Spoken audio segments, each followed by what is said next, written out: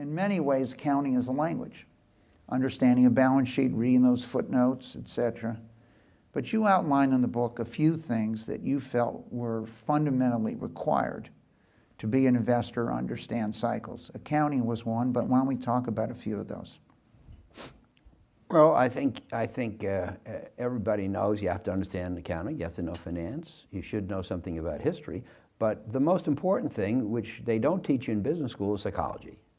And if you go back and look at the past, if you look at a graph of the economy for the last 50 years, it kind of looks like this. It's got an upward trend and very modest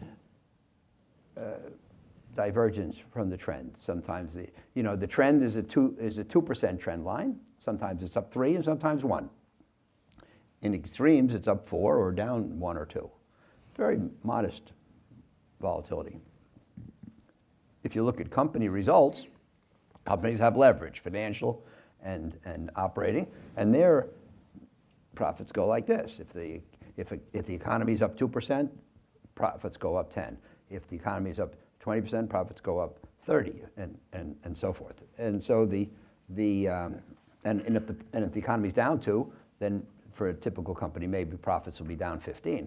So the graph of profits is much more volatile than the graph of the economy. And then if you look at a graph of the stock market, it looks like this. Why?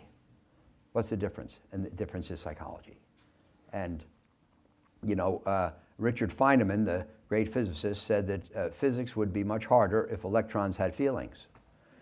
We walk in the room, we turn on the light switch, the lights go on every time. We don't even wonder about it. I wonder if they're going to go on this time.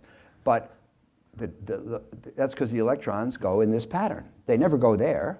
They never say, no, we're on strike. They never forget to move. They always do what they're supposed to do.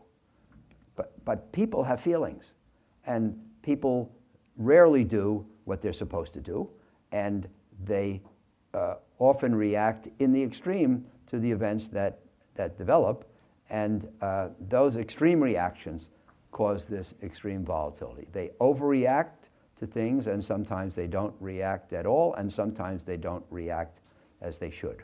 So I think that if you want to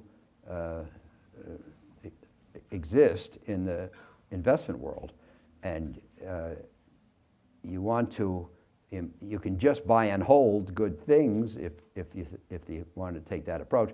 But if you want to improve upon that, I think it's very important to understand the ebb and flow of psychology and act accordingly.